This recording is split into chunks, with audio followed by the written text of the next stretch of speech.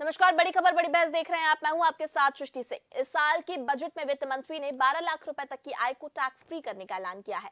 पहली नजर में ही आम लोगों के लिए बड़ी राहत की बात लगती है, लेकिन इनकम टैक्स पशोपेश में है। अब देखने वाली बात यह होगी कि दरअसल रिपोर्ट्स कह रही हैं कि जो आर्थिक हानि होगी उसको कहां से पूरा कर पाएंगे, ये बड़ा सवाल है। तो आज इसी मुद्दे पर चर्चा करेंगे, और लेकिन इससे पहले एक रिपोर्ट।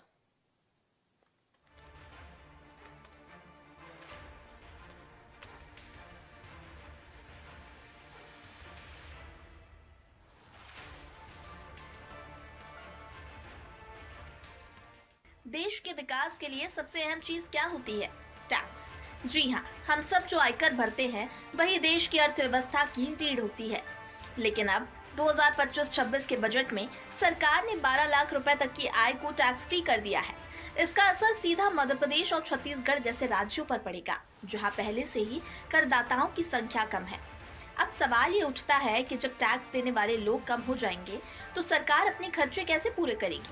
क्योंकि मध्य प्रदेश में करीब 36 लाख लोग आईटीआर फाइल करते हैं, लेकिन उनमें से असली करदाता केवल 7 से 8 लाख ही हैं। और जब 12 लाख तक की आय कर मुक्त होने से ये संख्या और घट जाएगी। पिछले 10 सालों में मध्य प्रदेश छत्तीसगढ़ में टैक्स वसूली का लक्ष्य 125% बढ़ा है। 2023-24 में ही 31,800 करोड़ का लक्ष्य रखा गया था, लेकिन टैक्स वसूली 33,332 करोड़ तक पहुंच गई। इस साल का लक्ष्य 37,300 करोड़ रखा गया, लेकिन जब करदाता कम होंगे तो ये लक्ष्य पूरा करना कितना मुश्किल होगा। हालांकि इस फैसले के पीछे सरकार की सोच ये भी हो सकती है कि जब लोगों के पास अधिक पैसे बचेंगे तो वो खर्च ज्यादा करेंगे। इससे बाजार में पैसा घूमेगा, व्यापार बढ़ेगा और आर्थिक गतिविधियों में तेजी आएगी। लेकिन क्या ये उतना ही सरल है? क्या सब टैक्स घटाने से लोगों की बचत और निवेश बढ़ेगा, या फिर सरकार को किसी और तरीके से राजस्व बढ़ाने की जरूरत होगी? एक ओर आम आदमी को राहत मिली है, लेकिन दूसरी ओर सरकार की आमदनी पर जरूर असर पड़ेगा।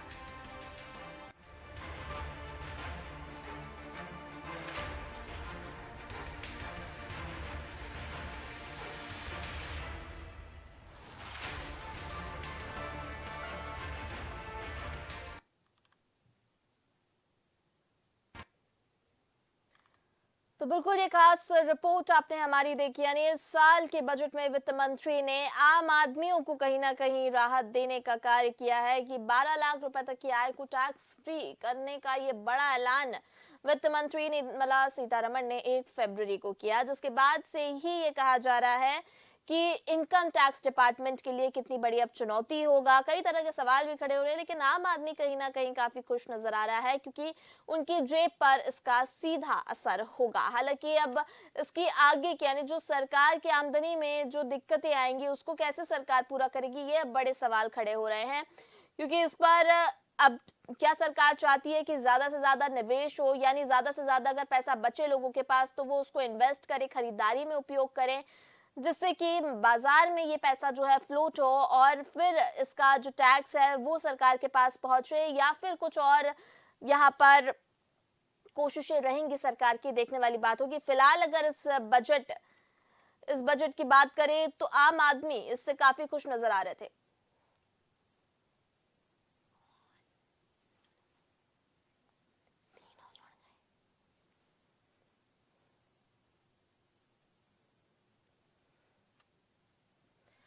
तो चलिए इस मुद्दे पर चर्चा करेंगे। हमारे साथ गेस्ट जुड़ गए, पहले उनसे आपका परिचय करा देते हैं। बीजेपी से हमारे साथ अजय धबले जुड़ गए हैं, कांग्रेस से हमारे साथ अंबिका शर्मा जुड़े हुए हैं, वहीं हमारे साथ आर्थिक विशेषज्ञ राजीव खंडेलवाल भी जुड़े हुए हैं। सबसे पहले आप सभी का बहुत स्वागत है चर्चा में। चलिए चर्चा को आगे बढ़ाते हैं। अजय जी, सबसे पहले मैं आपसे जानूंगी, इस साल ये बड़ा ऐलान किया है आम आदमियों के लिए ये वित्त मंत्री ने, यानी 12 लाख रुपए तक की आय को टैक्स फ्री करने की बात यहाँ पर की है। देखिए, निश्चित रूप से जिस प्रकार से आदरणीय प्रधानमंत्री श्री नरेंद्र मोदी की सरकार ने ये में राहत दी है और एग्जाम्पशन की 12 लाख रुपए की बढ़ाई है, ये भारत के स्वतंत्रता के बाद के इतिहास में 1961 में जब इनकम टैक्स आया था उसके बाद में ये पहली बार है कि किसी सरकार ने आमूलचूल परिवर्तन किया है।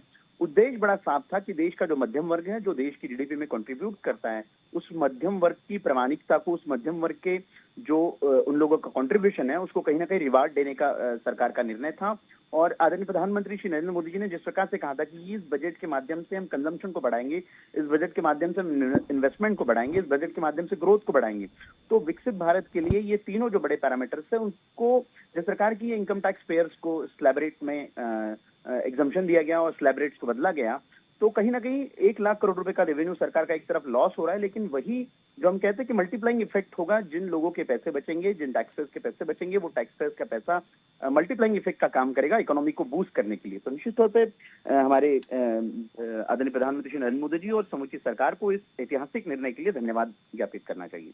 अजय जी, लेकिन इनकम टैक्स कहीं ना कहीं इसको लेकर पशुपेश में है, और दूसरी चीज जो आर्थिक हानि, यानी कहीं ना कहीं सरकार की आमदनी पर भी इसका असर पड़ेगा, तो ये भरपाई कैसे करने की तैयारी है? देखिए, सरकार के पास में जिस प्रकार से आज वर्तमान स्थितियां हैं, तो सरकार के पास में रेवेन्यू जनरेशन के अन्य और रास्ते हैं जिसको सरकार उस पर विचार करेगी। लेकिन इसी माध्यम से, जैसे कि हम लोगों ने जिसको, जैसे जो 12 लाख रुपए तक की जिनकी इनकम थी, जिनको 90,000 के करीब बेनिफिट मिलेगा, तो वो 90,000 कहीं ना कहीं इकोनॉमी में आएंगे, मार्केट में आएंगे, उसके माध्यम से परचेसिंग पावर बढ़ेंगी, या वो इन्वेस्टमेंट करते तो वो पैसा बैंकों में आएगा। तो अल्टीमेटली ये जो मैंने कहा कि मल्टीप्लाइंग इफेक्ट, इस पूरे के पूरे विषय से मल्टीप्लाइंग इफेक्ट होगा, और इकोनॉमी को गति देने के लिए ये जो पैसे हैं, जो टैक्स पेयर्स के पैसे बचेंगे, वो पैसे उन लोगों को लाभ पहुंचाएंगे। ठीक है, अंबिका जी, इसमें आपकी क्या राय है? सुना आपने अजय जी को। दृष्टि जी, ये देश गांवों का देश है, और इस देश में सबसे ज्यादा यदि परेशान है तो किसान परेशान है।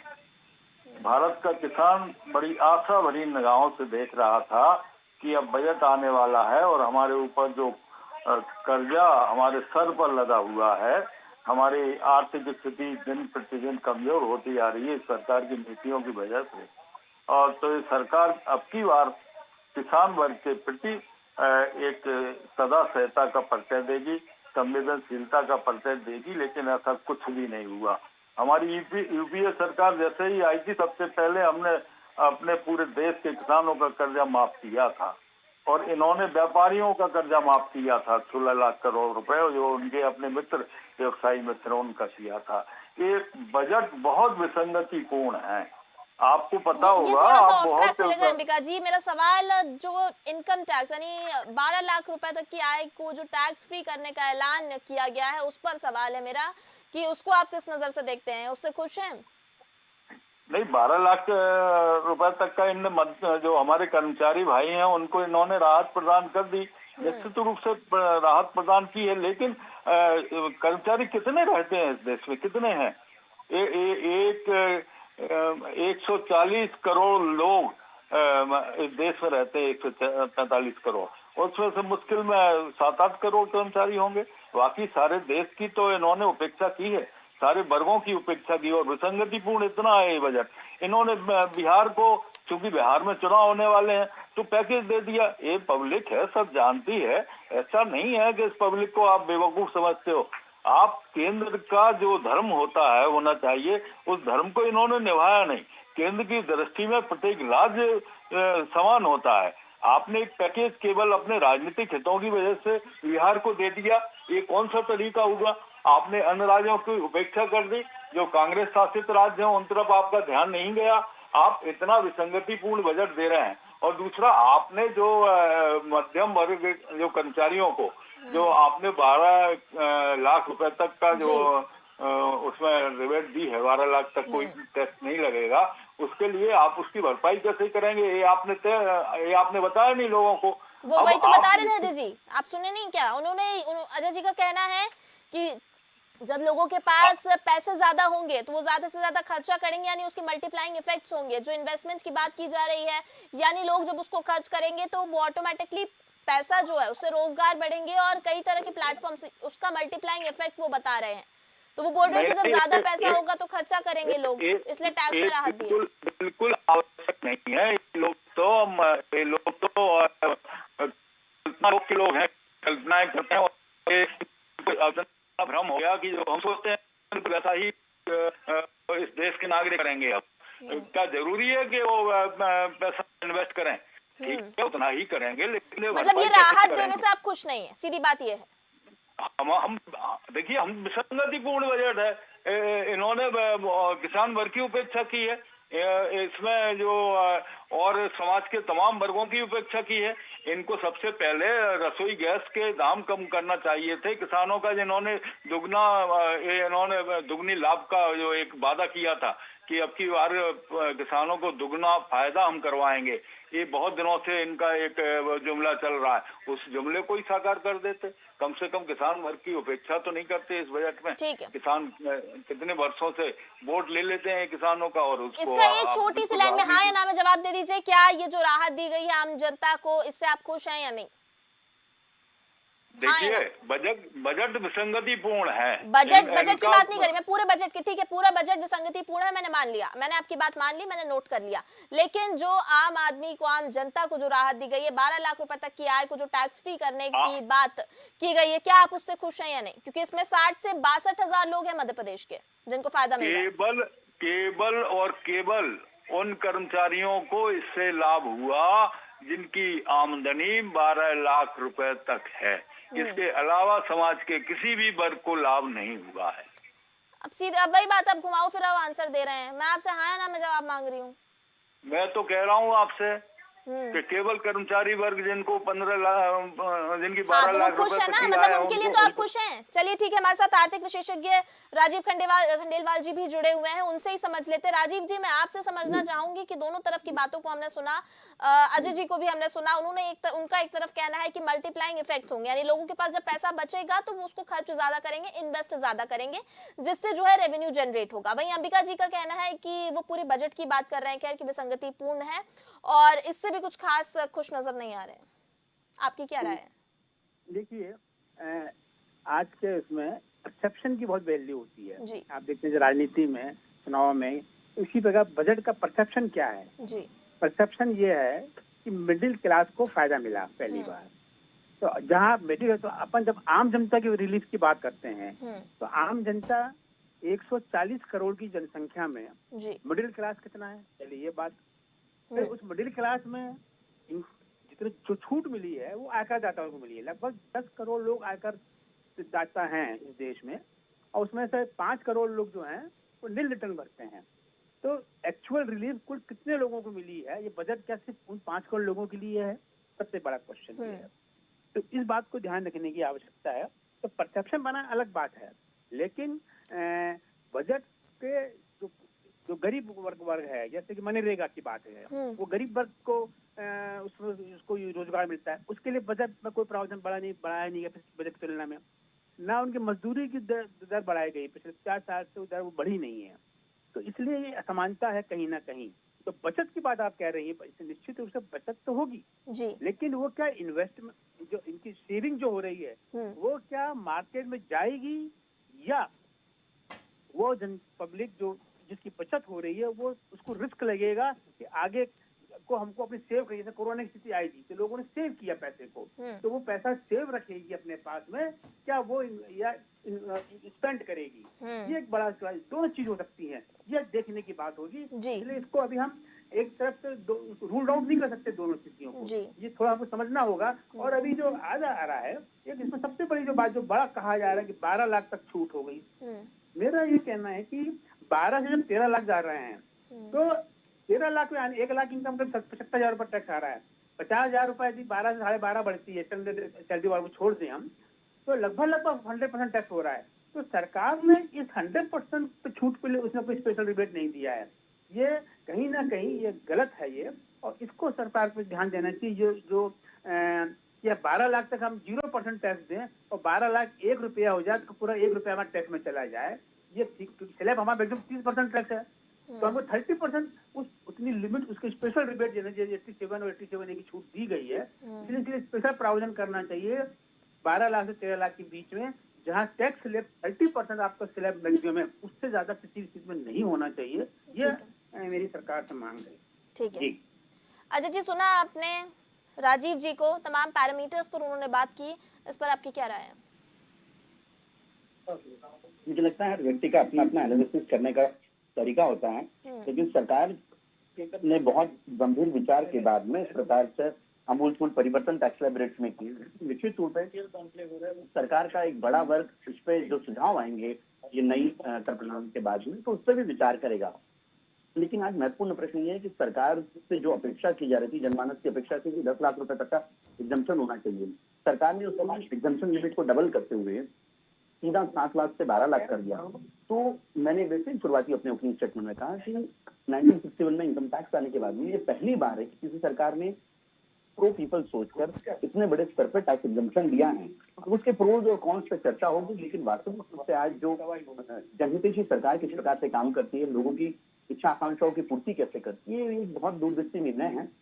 और अगले हफ्ते में ही, जैसा कि माननीय वित्त मंत्री जी ने समिति के पटल पे कहा था कि अगले हफ्ते में नया इनकम टैक्स बिल आ रहा है, तो इसके माध्यम से जो जटिलताएं थी इनकम टैक्स एक्ट में, उसके क्रियान्वयन में, प्रोसेस फाइलिंग में और रिफंड में, उन सारी की सारी ये एक नया प्रोविजन सरकार करने जा रही है। बहुत बड़ा, तो ये बहुत आमूलचूल परिवर्तन करने वाली सरकार है। और उस सरकार के कार्यों की मुझे लगता है कि समीक्षा सभी ने करनी चाहिए, लेकिन कईयों के अच्छे कार्य होते हैं, उनके लिए तारीफ भी करनी चाहिए।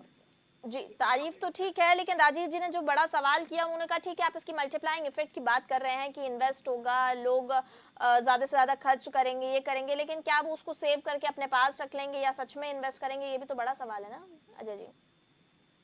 देखिए, अगर व्यक्ति अपने पास में पैसे सेव करके भी रखता है, कि वो कहीं ना कहीं किसी ना किसी इन्वेस्टमेंट के फॉर्म में ही रखेगा, तो उससे बैंकों के पास में, यदि वो बैंक में रखता है या व्हाइट मनी डिपॉजिटिंग का रखता है, एफडीज रखता है, अजय जी, भारत अभी इतना डेवलप नहीं हुआ है, कहीं ना कहीं आप इसमें चूक रहे हैं कि भारत इतना डेवलप नहीं हुआ है अभी। आज भी लोगों की वही मानसिकता है कि घर में पर्स में रख के पैसे रख लो, जाके अगर आप बात करेंगे कि बैंक में या म्यूचुअल फंड्स में अगर इन्वेस्टमेंट की जो बात होती है, वो रिस्क जो दिखता है ना, तो लोग उतना रिस्क लेने के लिए आज भी तैयार नहीं होते, उनको लगता है घर में रखा पैसा ज्यादा सेफ है।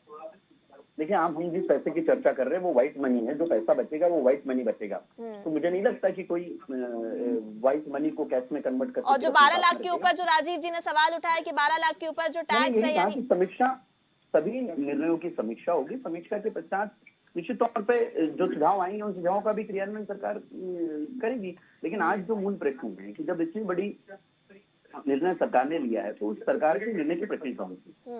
रिपीट कर दूं? ठीक है राजीव जी, समीक्षा की बात कर रहे हैं, सहमत है आप इससे?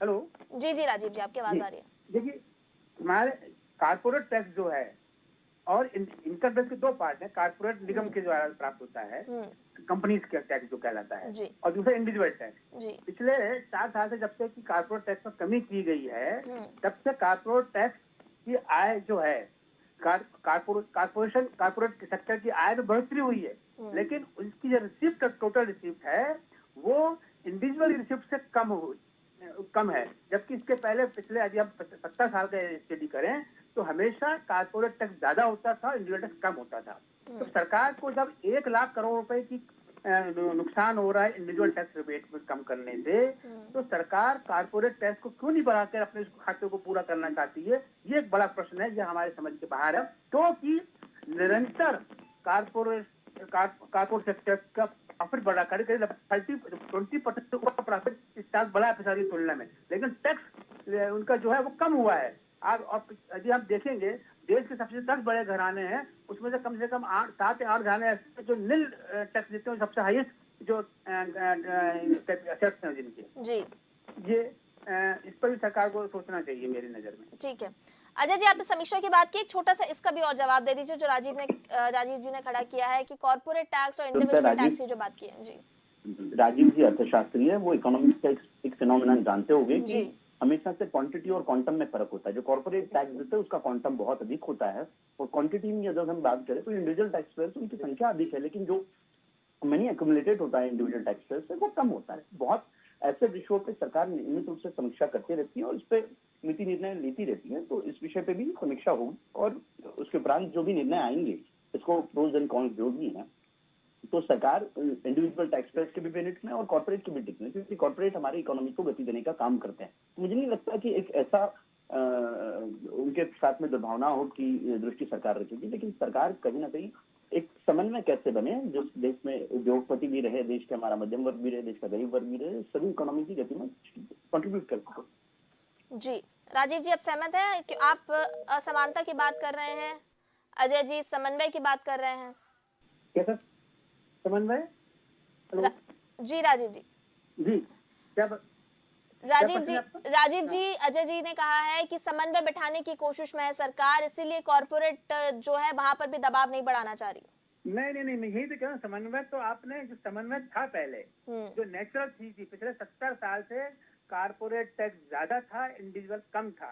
कंपनी, हम यदि इंडिया की, हम 140 करोड़ जनसंख्या की बात कर रहे हैं, तो हम जो जिसे हम कहना चाहिए कि जो कारपोरेट जो होता है, उसको एक यूनिट माना जाता है, उसको एक पर्सन माना जाता है टैक्सेशन में, उसको हम रिलीफ दे रहे हैं। लेकिन जो इंडिविजुअल जो मेहनत कर रहा है स्वयं, उसको हम रिलीफ उसकी तुलना में कम दे रहे हैं। मेरा ये बेसिक क्वेश्चन है। और उस स्थिति में आपने जब पहले रिलीफ दिया, जब उनको शायद आवश्यकता होगी, लेकिन अब उनकी इनकम पिछले इवन कोरोना काल में उनकी इनकम बढ़ी है, तो वो इनकम जब उनका रेवेन्यू बढ़ रहा है टोटल कारपोरेट सेक्टर का, तब उस पर आप टैक्सेशन बढ़ा के जो 1 लाख करोड़ का आपने रिलीफ यहाँ पे दिया है इंडिविजुअल्स को, उसकी आप भरपाई क्यों नहीं कर सकते हैं? मेरा ये प्रश्न है। ठीक है राजीव जी, समीक्षा की बात तो वो कह रहे हैं, हम देखने वाली बात होगी कि क्या समीक्षा आती है, क्या बदलाव की उम्मीद कर सकते हैं। अंबिका जी, एक छोटा सा कमेंट आपसे लेंगे। जी, हमारा कहना ये है कि जो इन्होंने टैक्स पेयर को जो राहत प्रदान की है 1 लाख करोड़ रुपए, इससे राजस्व की हानि होगी और उस राजस्व की पूर्ति किस प्रकार से करेंगे ये समझ से परे है बिल्कुल पूरी तरह से। दूसरी बात ये है कि ये सरकार कारपोरेट घरानों के सामने घुटने टेके रहती है, हमेशा नतमस्तक रहती है। ये टैक्स की भरपाई, जो राजस्व हानि है उसकी भरपाई वहां से ये लोग कर सकते हैं। जहाँ टैक्स पर बड़े पैमाने पर चोरी होती है, वहां पर इनका जो मोह कारपोरेट घरानों से है, और जो करोड़ों लाखों करोड़ों रुपए के टैक्स की चोरी हो रही है, इतनी भारत की स्थिति बदतर नहीं है। लेकिन इन्हीं तमाम नीतियों की वजह से जो हमारे देश की आर्थिक वित्तीय स्थिति को खस्ताहाल कर रही है, और इससे हमारे रुपया की साख अंतर्राष्ट्रीय स्तर पर कम हो रही है डॉलर की तुलना में। तो ये तमाम वजह है। ये सरकार जब तक पूंजीपतियों के सामने घुटने टेकेगी, टैक्स पूरा नहीं आ पाएगा। और उन बेचारे कर्मचारियों का तो निश्चित आय होती है, उनको पता है कि इनका इतना पैसा आया, हमें इनसे इतना टैक्स लेना है। लेकिन जो काला धन है, उस तरफ इनका ध्यान जब तक नहीं जाएगा, तब तक इस देश का भगवान ही मालिक है। और इस सरकार के अंदर जब तक इच्छा शक्ति नहीं होगी, दृढ़ इच्छा शक्ति नहीं होगी, तब तक ये वित्तीय व्यवस्थाएं हमारी लड़खड़ाती रहेंगी। ठीक है, सभी पैरामीटर्स पर हमने बात की और परसेप्शन की बात जो राजीव जी ने कही थी कि इस बजट को लेकर सबके अपने अपने परसेप्शन है और अलग अलग परसेप्शन पर भी हमने डिस्कशन किया। फिलहाल इस चर्चा को यहीं विराम देंगे। हमारे सभी गेस्ट हमारे साथ जुड़ने के लिए बहुत धन्यवाद। अजय जी आपका बहुत धन्यवाद, राजीव जी आपका बहुत धन्यवाद, अंबिका जी आपका भी बहुत धन्यवाद। तो बिल्कुल इस साल के बजट में वित्त मंत्री ने 12 लाख रुपए तक की आय को टैक्स फ्री करने का ये बड़ा ऐलान किया, जिससे आम जनता काफी खुश भी है। लेकिन इस पर कई तरह के सवाल हो रहे हैं कि जो राजस्व की हानि होगी और जो सरकार की आमदनी में जो फर्क पड़ेगा उसकी भरपाई कैसे करेगी सरकार, उसके लिए क्या तैयारी है सरकार की, ये सब अभी तमाम जो प्रश्न है ये अभी भी प्रश्न बने हुए हैं। इनका कैसे सरकार जवाब देती है और क्या आगे तरीके और पैतरे अपनाती है सरकार, ये देखने वाली बात होगी। फिलहाल बड़ी खबर बड़ी बहस में इतना ही। मुझे दीजिए इजाजत, आप देखते रहिए DNN। नमस्कार।